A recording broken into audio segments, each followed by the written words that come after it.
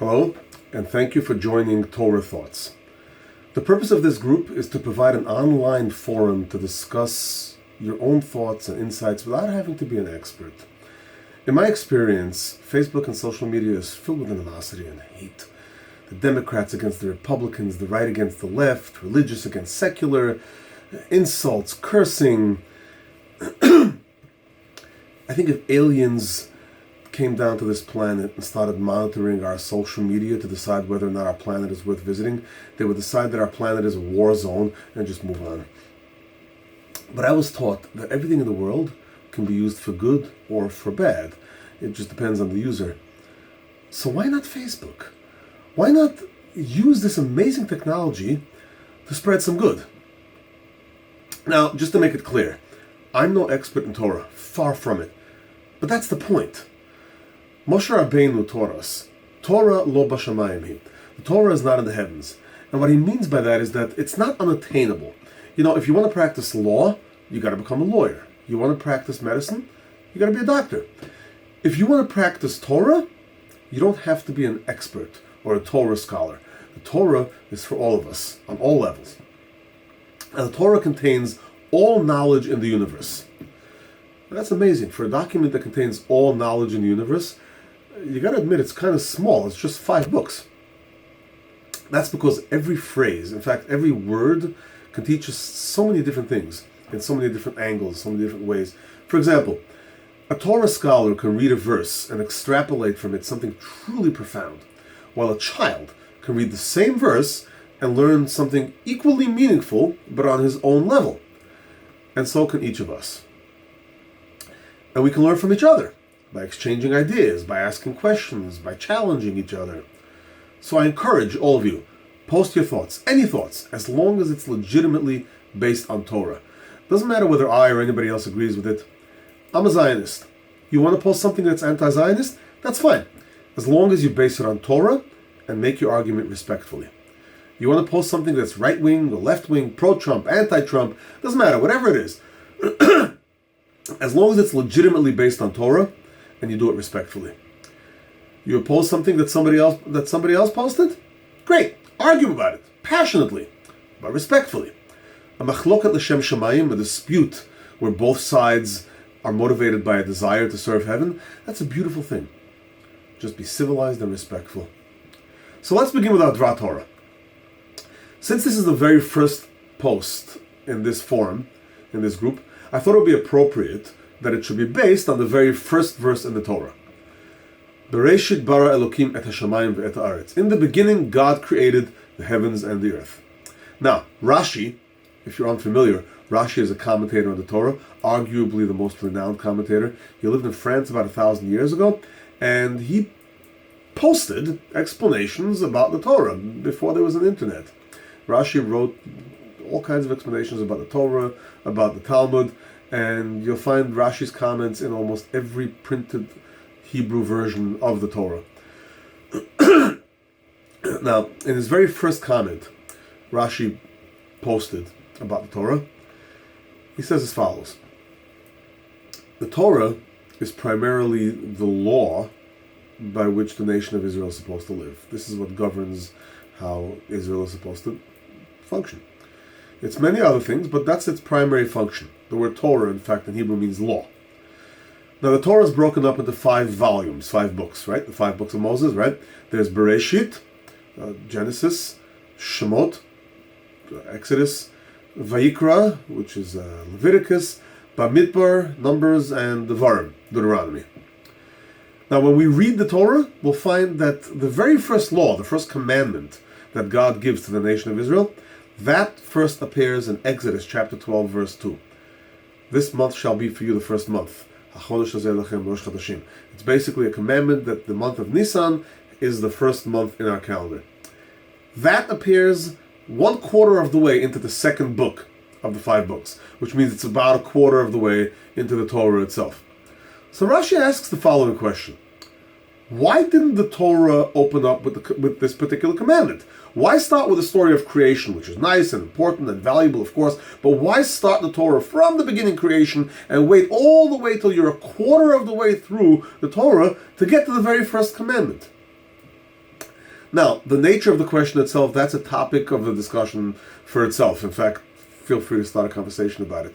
But for now, I want to focus on the answer that Rashi gives. Rashi says the following, I'm going to read it verbatim. She'im yomru umot ha'olam le'Yisrael. If the nations of the world say to Israel, Listim atem, you are thieves. She'kavashtem atzot shiva goyim, you conquered the lands of the 7 nations.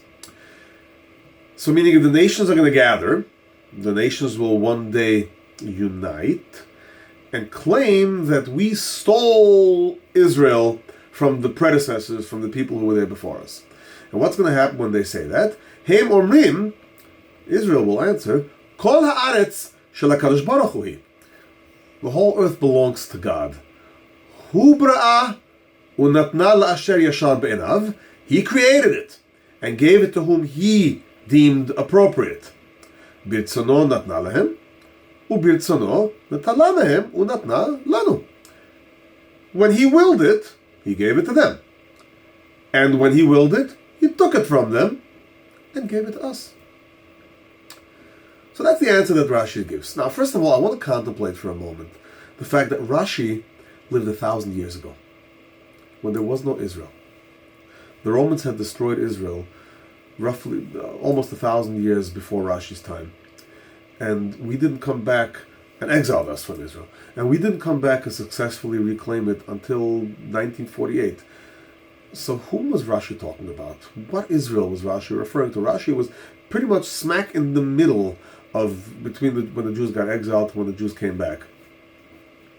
Rashi was talking about the modern state of Israel that was created roughly 850 years after he wrote this. Now that in itself is amazing. Rashi knew.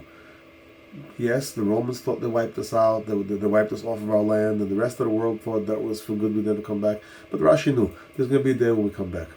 And when that day comes, the nations of the world will say we're thieves because we stole this land from the 7 nations who were there before us. Now the 7 nations, of course, are the Canaanites, the Hittite, the Amori, and so on. Those are the nations that lived in Israel before the Jews came there the first time. But we know that there's this lie, this myth about a Palestinian nation that existed in Israel before us. That's a lie, and pretty much people are beginning to get wise to it, to this lie of a Palestinian people. So they shifted to another argument. Their argument now is, well, we're descendants of the Canaanites. We're descendants of those 7 nations that were there before you, and the people who hate us are buying into that argument. And indeed, the nations are uniting against us and arguing that we stole this land from the 7 nations that were there before us. It's amazing. Rashi predicted this, and his answer is, well, God created the world. It's his, and he gave this land to us. But here's the problem. When I was first taught this particular Rashi, I remember asking myself, really? This is his answer? God gave it to us? That's his big insight. That's his big discovery here. When the world comes down on us for supposedly stealing Israel, your answer is going to be God gave it to us. Well, how's that working out? You think Arafat's buying that answer? Okay, Arafat's not buying anything anymore. He's barbecuing.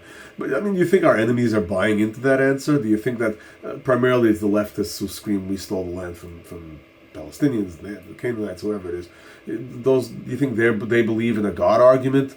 You think the Muslims who believe Allah gave it to them, you think they're buying their argument? What's the point of this argument that God gave it to us? Who's going to believe it? Even though it's true, but who's going to buy it?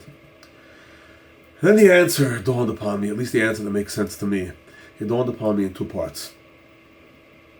The first part came to me, so to speak, when I was watching a documentary.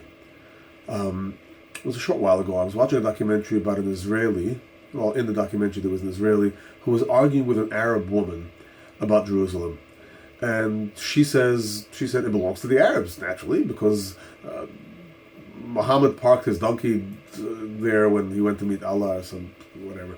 And obviously, since Muhammad parked his donkey there, it belongs to the Arabs. Makes sense, right? But anyway, so that's her argument, and she adamantly believes it. The Israeli, on the other hand, says to her, so why don't we share it? And the Arab woman responds, no, it's ours. Why should we share it? And the Israeli was left speechless, hurt actually. He said later on that he was hurt or offended or whatever. Right? Can you imagine that for a second? Israel has won every war that it fought against its Arab neighbors. And the point of those wars was it was an effort to destroy Israel, to wipe Israel off the map, to push the Jews into the sea. They said so themselves. Israel won those wars defensively. We have the historical, the military, the legal, the moral, all rights. By all accounts, we have the right to that land. It's ours. And this guy felt defeated by an Arab woman who the Arabs never managed to even come close to pushing us off our land, but he feels defeated by her because she says she's willing to sacrifice her life and her children's lives for Jerusalem rather than share it. Now, why did he care that our defeated foe insists that our land is really hers? Why? Because he doesn't believe it's ours. He's willing to share it with an aspiring suicide bomber whom we've defeated. And he doesn't know what to do with himself when she says no. Because she believes it's hers. Because, the donkey, right? But he doesn't have the clarity and the belief that God gave it to us. Second part, I'll get back to that in a second. The second part of the answer is, it came to me this past Rosh Hashanah, New Year's, Jewish New Year, which was a few weeks ago. And during Rosh Hashanah we pray, the Jews pray for a good year and so on. But we also pray for a time when God will be recognized and worshipped by all living beings. The prayer actually is Meloch al kol ha'olam kulo b'chvodcha, rule over the entire world with your glory. V'yeda kol pa'ol ki ata pa'alto, and everything that functions will know that you activated him. V'yavin kol yitzur ki ata yitzarto, and every creature will know that you created him. V'yoma kol asher neshama b'apo, and everything with breath in his nostrils, everyone with breath in his nostrils will declare, will say, Hashem Elokai Yisrael, Hashem, the God of Israel, Melech u'malchuto b'kol mashalah. He is king, and his kingdom reigns over everything. We pray for the day when that will happen, when all the people will acknowledge the God of Israel is the God of the world. What are we saying? We want the whole world to unite. The world should acknowledge that God is indeed God. When is that going to happen? When Mashiach, the Messiah, will come. No, not when he returns. When he comes. And when Mashiach comes, justice will truly occur. That's when true justice will happen. People ask, how come there's no justice in the world? Why is it that good people suffer and bad people, have a good time in this world? Where's the justice? Well, there will be justice. All accounts will ultimately be settled. And everyone in the world will be rewarded or punished according to what they truly deserve when Mashiach comes. Okay?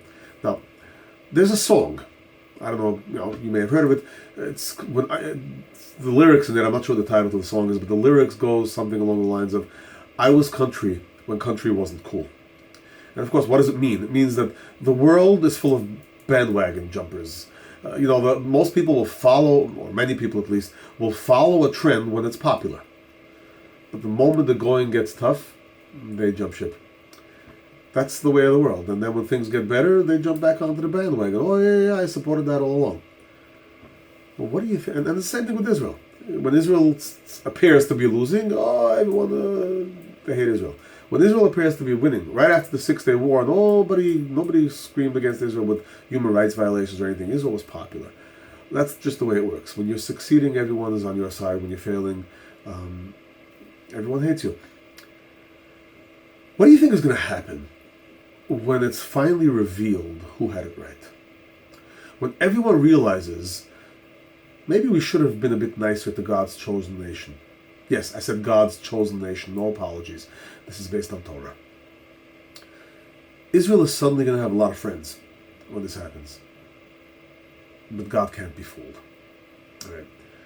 Only those, who were country when country wasn't cool, those who were friends of Israel when being a friend of Israel wasn't considered cool, they will be rewarded. And then there's going to be the whole bunch of people, the ones who were part of those nations that united against us. And the nations that united, those united nations, tried so hard to undermine us, to undermine our existence. They're going to experience what global warming really is. But before that happens, before they get their punishment, they're going to mount a pretty strong argument. They're going to have a good defense. They're going to say, well, we didn't know. If we knew that God gave the land to the Jews, that God gave them the land of Israel, we would have supported them. How can you punish us? We didn't know. Now Rashi's explanation makes more sense. The Torah opened up with the story of creation for two reasons. First of all, when the world accuses us of stealing the land of Israel, we will know that God gave it to us. It's not for the world. It's we who need to be convinced. It was meant for us. When the nations say you stole Israel, if we don't believe in the justice of our own cause, like the Israeli in this documentary who was arguing with the Arabs, we can't win. No matter how strong your army is, if you don't believe in the righteousness of what you're fighting for, you lose. You're done. We need to understand, first and foremost, that the land of Israel is ours because God gave it to us. Yes, historically, security, all the other arguments, that's all well and good. The land is ours because God gave it to us. If you think anything else, you will lose.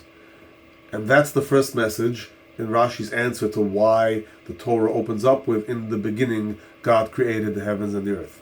The second part of the answer is, what about those nations that unite against us? We need to tell them, God is the boss. He created this little ball we all live on. He owns it.